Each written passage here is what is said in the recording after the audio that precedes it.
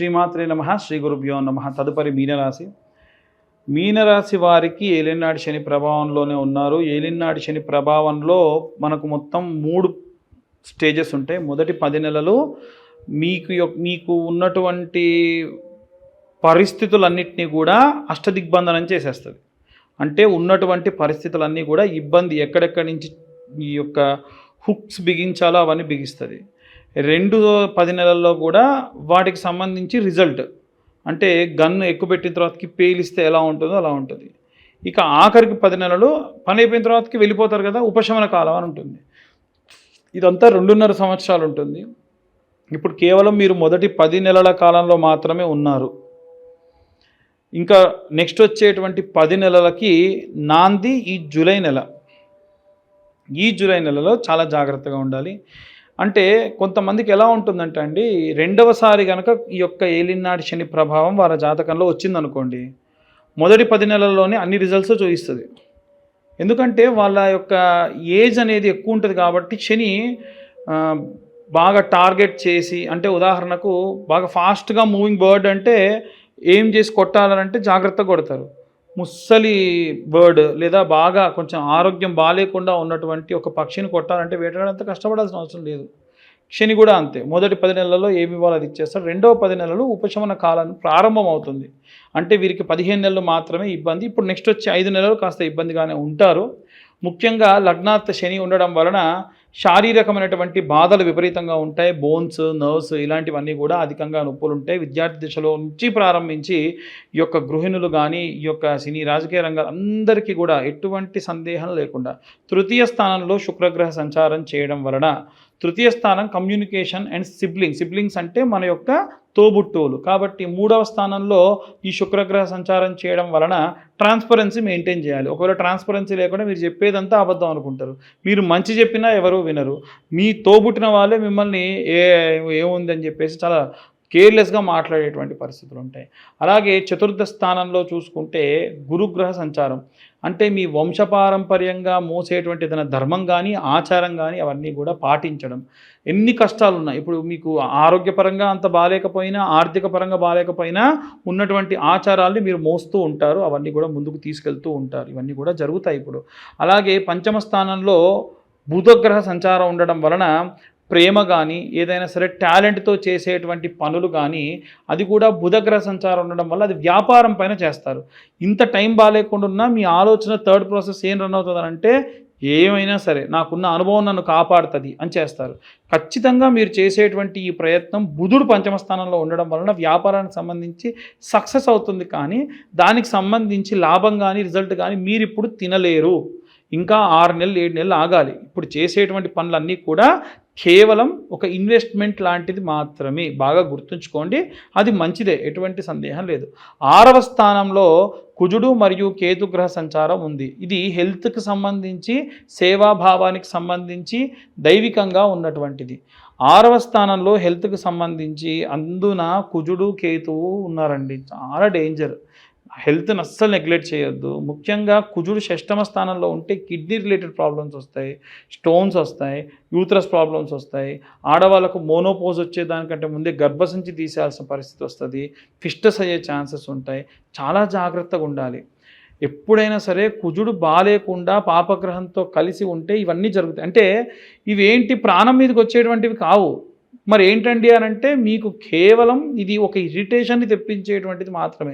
ఇక తర్వాతకి 7వ, 8వ, 9వ, 10వ స్థానాల్లో గ్రహ సంచారాలు ఏవీ లేవు కాబట్టి ప్రశాంతంగా ఉంటారు. అంటే ఇప్పుడు నేను చెప్పినవన్నీ కూడా మొదటి 10 రోజులకు సంబంధించి, తర్వాత 20 రోజులు ప్రశాంతంగా ఉంటారు. కానీ ఆఖరి 4-5 రోజుల్లో మాత్రము రాహు 12వ స్థానంలో ఉండడం వల్ల ఖర్చు, దైవికమైన ఖర్చు, హోమాలకు ఖర్చు, పూజలకు ఖర్చు, లేదంటే ఏదైనా సరే అలవాట్లు, మందు, వీటికి సంబంధించినటువంటి ఖర్చు. కాబట్టి జాగ్రత్తగా ఈ యొక్క నెలని మీరు చూసుకోండి. నెక్స్ట్ వచ్చేటువంటి 5 నెలలు కూడా చాలా జాగ్రత్తగా ఉండండి. ఇవన్నీ కూడా గోచారరీత్యా చెప్పేటువంటి విషయంలో మాత్రమే. పూర్తిగా మీ జాతకం విశ్లేషణతో కావాలి అని అంటే మీ పేరు, మీ date of birth, time, place అన్నీ కూడా పంపించండి. పూర్తిగా మీ జాతకం విశ్లేషణతో మీ దాకా అందించడం జరుగుతుంది. 2025 సంవత్సరంలో కేవలం 2025 రూపాయలు మాత్రమే ఛార్జ్ చేయడం జరుగుతుంది. అలాగే పబ్లిక్ డొమైన్లో విపరీతంగా తిరిగే వాళ్ళు నరదృష్టి, నరదోషంలు ఏమి కూడా ఉండకూడదు అనుకుంటే మీ యొక్క గోత్రనామాలు పంపిస్తే కరుంగలి మాలని హోమంలో కానీ అభిషేకంలో కానీ పెట్టి మీ దాకా అందించడం జరుగుతుంది. ఆ కరుంగలి మాలకు సంబంధించిన వివరాల గురించి కింద ఉన్న నెంబర్కి కాంటాక్ట్ చేసి డీటెయిల్స్ తెలుసుకోండి. అలాగే అన్ని వర్గాల వాళ్ళు ఎలాంటి రెమెడీస్ తీసుకోవాలనే విషయాన్ని ఇప్పుడు మనం తెలుసుకుందాం. ఈ యొక్క జూలై నెల చాలా ప్రాముఖ్యతతో కూడినటువంటి నెల. మనకున్నటువంటి ఇంగ్లీష్ క్యాలెండర్ లెక్కల ప్రకారంగా చూసుకున్నట్టయితే ఈ జూలై అనేటువంటిది 7వ నెల సంఖ్యగా వస్తుంది. అంటే సగభాగం వరకు కూడా సంవత్సరంలో పూర్తవుతుంది. ఒక విషయం ముఖ్యంగా చెప్పాలి అనంటే ఈ సంవత్సరానికి శాపం తగిలిందా అనేట్టుగా ఉంటుంది. ఎందుకంటే మన ఈ 2025వ క్యాలెండర్లో ఉన్నటువంటి డేట్స్ వీకెండ్స్ ఎలా ఉంటాయో 1941వ సంవత్సరానికి సంబంధించినటువంటి క్యాలెండర్ ఇయర్ అంతా కూడా యాజ్ ఇట్ ఈజ్ అలాగే ఉంటుంది. ఈ సంవత్సరంలో మనకు ఉన్నటువంటివి ఏవైతే జరిగినటువంటి డిజాస్టర్స్ ఉన్నాయో దీనికి రెట్టింపుగా 1941లో జరిగింది. అందున ముఖ్యంగా పర్ల్ హార్బర్ లాంటి బ్లాస్టింగ్స్ జరగడం కానీ, అలాగే ఉన్నటువంటి మన యొక్క వరల్డ్ వార్ 2 జరగడం కానీ, ఇలాంటివన్నీ కూడా చైనాలో 1500 మంది ఒకేసారి మాస్గా చనిపోవడం కానీ ఇలాంటివన్నీ కూడా జరిగాయి. మనం ఈ సంవత్సరం చూసుకుంటే కాలిఫోర్నియాలో జరిగినటువంటి ఆ యొక్క అడవి అంతా కూడా తగలబడి ఎన్నో జీవులు చనిపోవడము, అక్కడి నుంచి మొదలై ముఖ్యంగా మన భారతదేశంలో పెహల్గాం దాడి కానివ్వండి, రైల్వే యాక్సిడెంట్ కానివ్వండి, మొన్న రీసెంట్గా జరిగినటువంటి ఎయిర్ ఇండియా క్రాష్ కానివ్వండి, చాలా వరకు మాస్ సంఖ్యలో జనాలు చనిపోతూ ఉన్నారు. ఇదంతా కూడా గ్రహస్థితికి సంబంధించినటువంటి విషయం. కేవలం మనకు 6 నెలలు మాత్రమే పూర్తయింది, ఇంకా 6 నెలలు జరగబోతూ ఉంది. మన తెలుగు లెక్కల ప్రకారంగా అయితే ఇంకా మనకు 8 నుంచి 9 నెలల పాటు మన యొక్క తెలుగు క్యాలెండర్ అనేటువంటిది ఉంది. కాబట్టి జనాలందరూ కూడా చాలా జాగ్రత్తగా ఉండాలి. ముఖ్యంగా ఈ సంవత్సరంలో చూసుకున్నట్టయితే మనకు గతంలో గడిచినటువంటి రోజుల్లో షష్టగ్రహ కూటమి కానీ, పంచగ్రహ కూటమి కానీ, అలాగే శని తిరోగమనం కానీ ఇవన్నీ కూడా మనం దాటుకుని వచ్చాం. అలా దాటుతూ ఇప్పుడు ప్రత్యేకంగా ఏంటంటే పలానా రాశి వారిని టార్గెట్ చేయడం అనేటువంటిది జరుగుతూ ఉంది. ఉదాహరణకు శని మీనంలో ఉన్నాడు. ఏలినాటి శని ప్రభావం మీనరాశి వారికి అది యుక్త వయసులో ఉన్న వాళ్ళకైతే మొదటి దశ, లేదా కాస్త 3 పదులు దాటిన వారికైతే 2వ దశగా ఉంటుంది. కాబట్టి శారీరకమైనటువంటి బాధలు కానీ, యాక్సిడెంట్స్ కానీ, లేకుంటే ఆపరేషన్స్ కానీ జరిగే అవకాశం ఉంటుంది. అలాగే ఉన్నటువంటి అన్ని రాశుల్లో శని 4వ స్థానంలో మిథున రాశిని చూస్తూ ఉంది, అంటే వారికి అర్ధాష్టమ శని. 8వ స్థానంలో తులారాశిని చూస్తుంది, అంటే వారికి అష్టమ శని. అందున ప్రత్యేకంగా సింహరాశి వారికి వచ్చేసి ఈ యొక్క కుజుడు మరియు కేతువు కలిసి ఉన్నారు. ఒక్కసారి మీరు ఎవరైనా సరే జూలై నెలలో ఉన్నటువంటి రోజు ప్రారంభం ఎలా అవుతుంది అనేది ఓపెన్ చేస్తే రాహువు కేతువుకి ఇటుపక్క అంతా ఎవరు ఉండరు, మిగిలిన అన్ని గ్రహాలు అటుపక్క ఉంటాయి. ఇది సాధారణంగా ఒక మనిషి ఎవరన్నా పిల్లవాడు పుడితే అది కాలసర్పదోషము అని అంటారు. అంటే కాలసర్పదోషం అంటే ఏది అంత సులువుగా జరగదు, ఏది అంత ప్రశాంతంగా జరగదు, అన్ని ఇబ్బందులతో ఉంటారు, మన దాకా వచ్చి పనులన్నీ కూడా వెళ్ళిపోవడం జరుగుతుంది, ఇలాంటివన్నీ కూడా జరుగుతూ ఉంటాయి. కాబట్టి జూలై నెలలో అందరూ కూడా చాలా జాగ్రత్తగా ఉండండి. ముఖ్యంగా ఇంట్లో ఉన్న గృహిణులు దయచేసి మీకున్నటువంటి ఆచారాలు పద్ధతులు పాటించండి. ఎట్టి పరిస్థితుల్లో ప్రతి శుక్రవారము ఆదివారము అమ్మవారికి సంబంధించి కుంకుమార్చన చేయండి. ఎన్నో మార్లు నేను ఇంతకు ముందు కూడా ఈ విషయం చెప్పాను.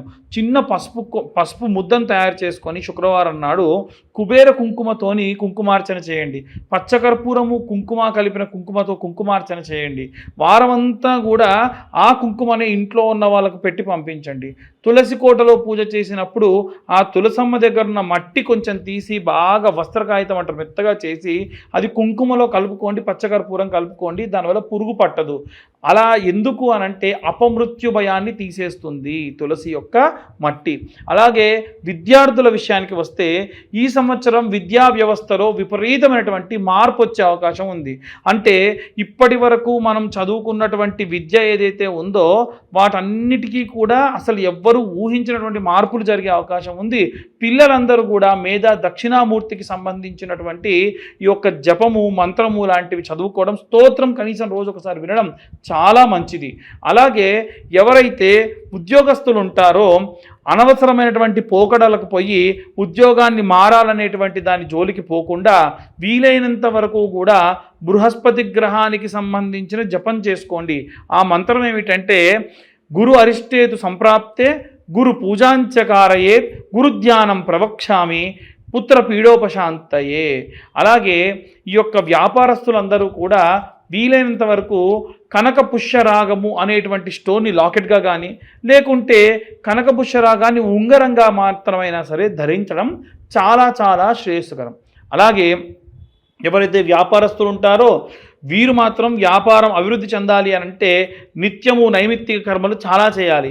ఒక గ్లాస్లో ఒక నిమ్మకాయ ప్రతిరోజు కూడా మార్చడం లాంటివి కానీ, మీ యొక్క వ్యాపార స్థలంలో ఉన్నటువంటి అమ్మవారి ఫోటోకి పసుపు కొమ్ములతోని అల్లి ఒక దండలా వేసుకోవడం కానీ, ఇలా నిమ్మకాయ ఎండుమిరపకాయలతోని అమర్చి దిష్టిగా కట్టుకోవడం కానీ, ప్రతి వారం వారం మార్చుకోవడం కానీ, పటికను పెట్టుకోవడం కానీ, వ్యాపార స్థలం అంతా శుచిగా ఉంచుకోవడం కానీ, ప్రతిరోజు కూడా వ్యాపార స్థలం విడిచి వెళ్ళేటప్పుడు ఒక పేపర్, ఇంత పొడుగు పేపర్ అడుగున కొంచెం కాల్చి కుడివైపు 3 సార్లు ఎడంవైపు ఒకసారి తిప్పి అక్కడ పడేసి వెళ్ళడం లాంటివి చేయడం వల్ల వ్యాపారానికి ఉన్నటువంటి నరదృష్టి, నరదోష, నరఘోషం అంతా కూడా పోతుంది.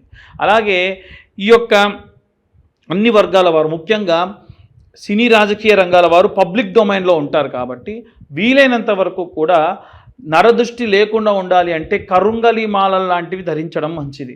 కరుంగలి మాల మనం పనికి వెళ్ళేటప్పుడు వేసుకొని వెళ్ళడము, తర్వాతకు తిరిగి రాగానే స్నానం చేసి పూజ చేసుకునేంత వరకు దాన్ని ధరించడం, తర్వాతకి తీసి పక్కకు పెట్టడం, నిద్రించేటప్పుడు కానీ భోజనం చేసేటప్పుడు కానీ దాన్ని ధరించకుండా ఉండడం, ఇలాంటివి చేస్తే మంచిది. రైతులు, చేతి వృత్తులు, కుల వృత్తులు చేసేవారు కూడా ఈ కరుంగలి మాలను ధరించవచ్చు. ఈ మాలకున్న ప్రత్యేకత ఏమిటంటే మీ మనస్సు బాలేదు, ఏదో దేవాలయానికి వెళ్ళి ఓం నమ శివాయ, గణపతి దేవాలయానికి వెళ్ళి గం గణపతయే నమః అన్న మంత్రము ఆ మాలతో అలా జపం చేయండి. ఈ మాల జపం చేసేటప్పుడు ఏదైనా వస్త్రం చేతి కప్పుకొని చేయండి.